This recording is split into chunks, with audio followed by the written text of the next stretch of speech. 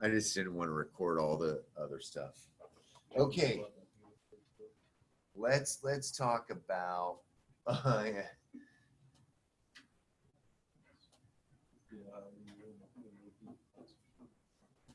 yeah.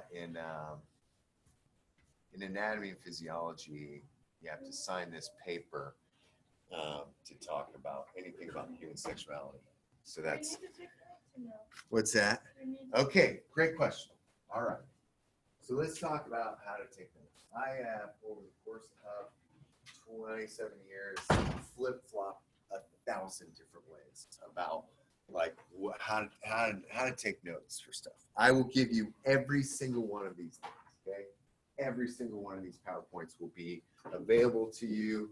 I may even put it up like, the day after we talked about it. Sometimes I don't give them all to you because there's things I don't want you to see because I'm going to ask you questions about them before, you know what I mean? Okay. I've had people take copious notes. I've had people take 0 notes, or take, they'll get out their notebook and then I'll look at it at the end of class and they've not written anything down, right? Okay. I think I've just finally gotten to the point in my life where I'm like, if you're a person that can sit back and listen and not have to worry about taking notes, then that's fine. If you're a person that takes notes, then that is awesome. I'm going to leave it up to you. For me, okay, here's how I take notes. I have this little notebook and I carry it with me every day. And if I don't have it on me, then I don't flip out, but it bumps me out. It's a Write in the Rain notebook. I highly recommend it. They're very tiny. The reason why I like this is it's made of kind of a plastic material, so I can keep it in my pocket. And if I wash it in my pants, that ink never goes away, and it will look exactly like this. It is awesome. Yeah, I have tried. It's crazy. If you go to the hardware, I actually randomly, when I saw you the other day, I was like wandering around trying to find pieces for this. Okay, they have a little like looks like my stock tank pool. Okay, but it's like this big, and it's got a faucet. Okay, and it's got a Write in the Rain notebook on it with ink on it and water running on it. Like, I don't know if they turn it off at night. Maybe it's 24 hours a day. It does not go away. I have a Write in the Rain pen. I love it. It's clicky top. It fits very nicely right here on in my pants. Pull it out. I take notes, okay, differently than maybe how you would do it. Okay, and I think typically, and unfortunately, you guys get trained to, as soon as you see words on a screen, right, you're like, I gotta write down every single thing.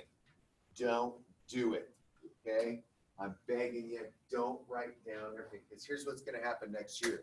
You're gonna have a professor, okay, at college, if you go to college, and they're gonna stand up here at the podium, and they're gonna go through their PowerPoint like this, and you're gonna be like, can you slow down? They're gonna be, shut up. Okay, right? You can't even talk to professors. They won't look you in the eye. No, just kidding. But there are some places like that. You're in a room of like, 500 people, hopefully post-COVID. I don't know. I think they're outlawing all lecture halls, right? Is that true at Purdue? And what's that? Yeah, that's what I heard. Yeah. So what I learned quickly is not to write down everything, okay? And not to necessarily write down anything on a slide. I want you to start to write down things that like click in your head. Be active thinkers. If I say something is also important like 1,000 times, you might want to, make a note of that. Like, Burr was talking about this a lot. I bet this is going to be on the test. And I do like to say, I don't like to say, this is going to go to the test, because I'm not teaching to the test. I don't care if you get a 1. They did some research recently, and they looked at all these people that were in college, and they looked at people that didn't take AP exams, and they looked at people that got 1s, right? Okay, you get a 1 if you just sign up, right? One is like equivalent to like 1. Sorry, not fun, but like. So they looked at everybody that got a 1, and they looked at people that didn't take any AP tests at all. Okay, the people that were 1s were more successful at the college level than people that took no AP tests at all. Okay, it's amazing. You know, so like if you got to want an exam, don't be too sad. Okay, you took the class, and you'll be amazed how much that stuff will come back to you. Okay, and I'm assuming almost all of you, right, have taken an AP class. I know a few of you haven't, but a lot of you were in AP Bio last year. I do know that. Okay. So if I look at my notebook, I've got a wide variety of things. I was at a lecture and I wrote down tree inventory was essential. Goshen was the first tree inventory in 2010. They used LiDAR, canopy with LiDAR. That's a real, oh man, I can't wait to tell you about LiDAR. It's awesome. Then I wrote down, look up TARP experiment, tree to measure water under tree and open. Okay, I draw pictures. I was going to show you, I had a student last year in anatomy that did a notebook in anatomy with mostly drawings and sketches. And it was really cool. I was going to show it to you today, but the student sucks and really lame and will probably never ever let me see it again. But maybe we'll show you. It's pretty cool. I like the fish on your shirt. Huh? Thanks. All right, sorry. Yeah, I'm laughing at something else. Anyway, sorry. Okay, so there's my note speech. Hey, y'all with me on this? Okay, cool. All right, man. Environmental science. Like I said, this is the reason. This is it, man. This is it for me. Like if they told me I couldn't teach apes anymore, I'm out, man. Because this is it. Love this stuff, man. I think about this stuff. I read books. My friend Bob told me the other day, he's like, hey, you need to read something other than like environmental science stuff. And I was like, good, but it's what I love. So shut up. And I'm currently reading a book right now about the ocean. Man, it's good. It's called The Plover. I'm loving it. Okay. So I think about environmental science probably more than I think about most other things. Okay. And I love it because there's so many different aspects of environmental science, and we're going to get into that. Okay. I think, unfortunately, though, when people think of environmental science at first, they think of, long-haired, hippie dude that smokes a lot of weed, right? So you. Okay, but I mean, I do have that look, but that's not what, like the tree huggers, right? They're like, oh man, that guy over there, that guy, he's teaching environmental science. He's telling these kids to never cut down trees and make sure you don't farm too much and destroy the planet, and the only good farming is weed farming. That's not what environmental science. It is a science, right? And you've got to think about that from science. Yes, there's opinions within science too, right? Okay, there are people that are very opinionated. If you watch the film Public Trust with Me in Summer, there were some really strong opinions. Okay, but we got to remember that it is that science. We're looking at the interactions between humans and nature in that environment, right? And we're looking at that at the ecosystem level too, those particular locations. In AP Bio, there is a set number of labs you're supposed to do, okay? In environmental science, AP Environmental Science, they don't give you a set number of labs that you need to do, and that's because of the regionality of this class. I can't take you down to the tide pools, I can't take you anywhere right now, but I can't just say, like, let's go study tide pools, right? But if I lived in Oregon, on the coast of Oregon, heck yeah, man, we go check out the tide pools. Once a week, we could do studies of that. Okay, people in Oregon, though, on the coast, aren't looking at prairies, and we have a prairie just down the road, which is pretty exciting, and we're hopefully, fingers crossed, going to be able to go check that out. Okay, we've got a fin down the road. Some of you have been to the fin with me. I love the fin. It's an unbelievable ecosystem. It's land with water underneath it, with land underneath that, and you jump on it, and it's springy, and it's really stinking cool. Okay, really rare ecosystem. The plants in the fin okay, just down the road, owned by Jerry Bollinger, are like, there's like 2 or 3 like super rare plants in that ecosystem, and which is really cool. You know, not everybody's got a fin. I flipped out, by the way, when Jerry's like, "Hey, you want to come like check out this land with me?" And we went out there. I was like 5 minutes from the school. Like I was like, "What? How have I not known about this?" He's like, "Well, I just purchased it not too long ago." I was like, "Ah." We had this botanist come out with us. The guy walked around and like listed off like 150 plants. It was so cool. So that's why you know, we look at ecosystems. All right. All right. Definitely this is important. Okay. This is a term that and it was on the AP test. It was one of the AP FRQ questions that you had to determine the abiotic factors in a tundra. Okay, so we've got living and non-living. This is bio 1 stuff. Okay, this is AP bio stuff, right? Biotic, bio is life. We put that A in front of it. That means no, right? So no life, right? Abiotic and biotic. Okay, I'm gonna come back to this in a second. Okay, but I want you to look at this picture right here. Okay, we've got an abiotic condition here, and we've got a biotic thing here. Okay, the biotic thing is easy, right? What's going on here? What's the biotic thing in this picture? The person, right? Okay, what's the main abiotic factor in this? Okay, nice guess. The bike, that is not living, right? But I'm looking for something a little bit more environmental. The rain, right? Okay, the rain is abiotic. When you get up in the morning, maybe you like check the weather. Okay, do I need to wear, you know, long sleeves? Do I need to wear, you know, short sleeves? What, is it going to be hot today? Is it going to be cold? Is it going to rain today? Maybe you're looking at that for practice.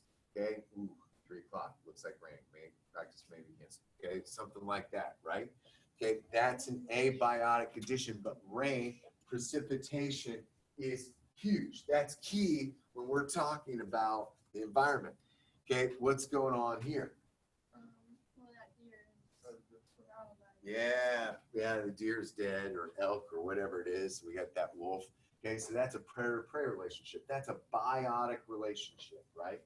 Okay, the person, yes, that's biotic, but the main factor is we're interacting with humans with this precipitation. Okay, I think I told you the other day that I took students to I'll flip back to this one too, because I know some of you were looking at that. Okay, I took students to the rainforest in Washington State, the temperate rainforest. Okay, and a lot of them, this was in 1999, a lot of them said, "Hey, we're going to see monkeys there." Okay, we're going to the rainforest, right? We're going to see some monkeys.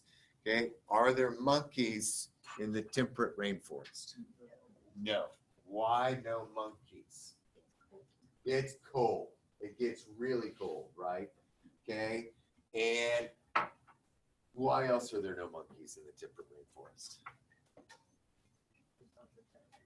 There's lots of predators, sure. They might eat all the monkeys. I do like that.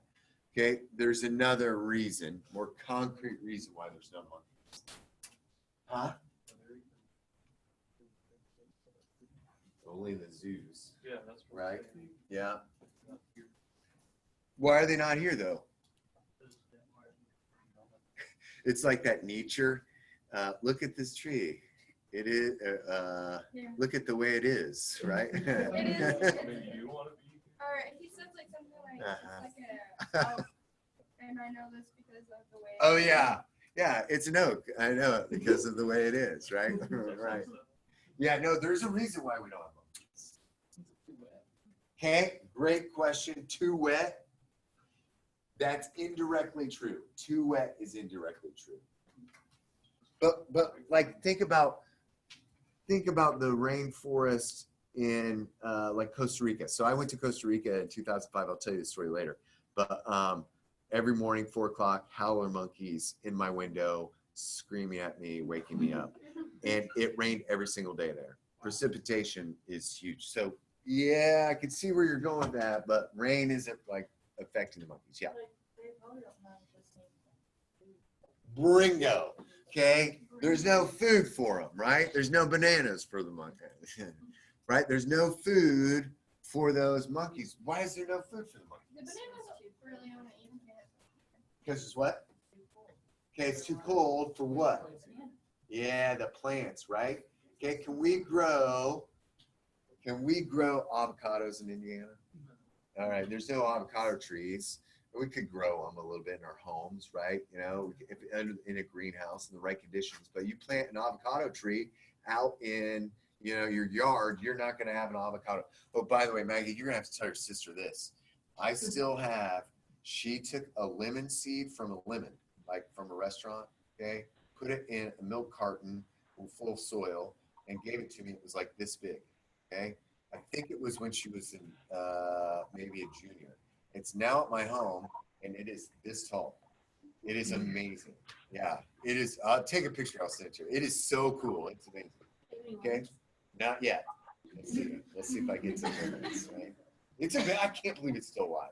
Anna just the other day, she's like, "Man, you're really babying that plant. I got a new pot for it recently. It's really, yeah, it's awesome." Okay, so there's not the right. So you kept saying like it gets too cold and it gets too wet. So let's use some more scientific terms here. So it's the wrong amount of precipitation and it's the wrong temperature. Temperature and precipitation, key for these biomes, right? Okay.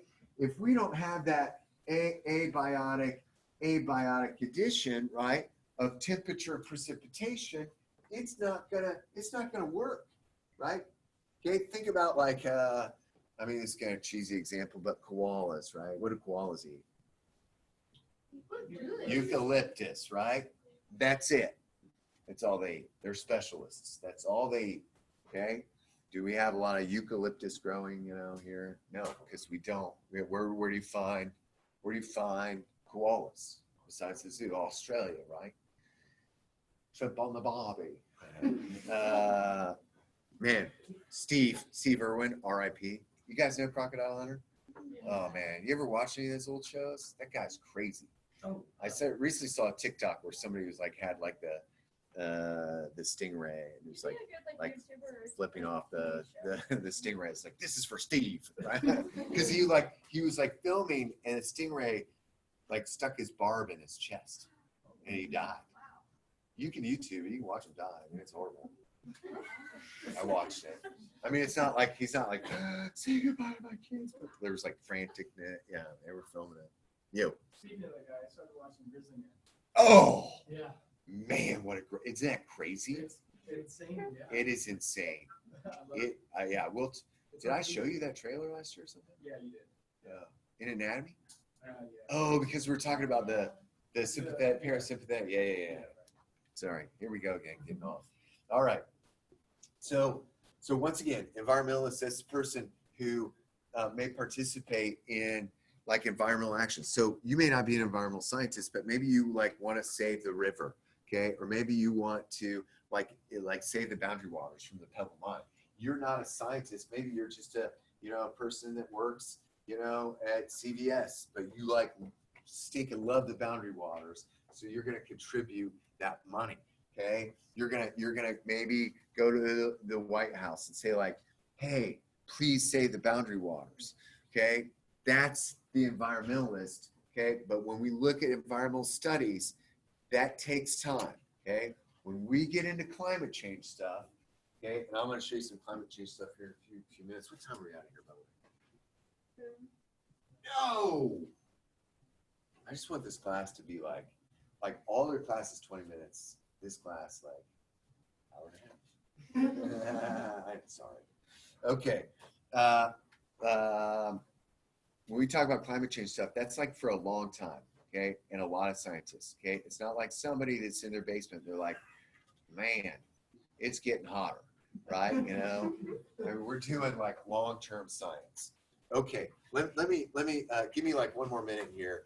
And I want to show you that this is a cheesy picture, but I like it because, and this is one reason I love environmental studies, because it involves literature writing, law, earth scientists, chemistry, atmospheric scientists, toxicology, so like toxins in your body. Okay, think of like Flint and the lead situation in their water. Okay, that's environmental studies. Biology, of course, and ecology. Economics, there's big money in environmental studies, huge amounts of money. Think about the solar industry, right? Think about the wind industry. Okay, politics, obviously, and ethical stuff. All of that stuff is involved with environmental studies, okay? And then on Monday, we'll talk about how humans manipulate the environment more than any other species, as if you didn't know that, right? No idea. Okay, thanks, Mags. It's good to see you. Good to see you too. Let me know if you have any questions, okay? All right. Okay, peace out. Bye.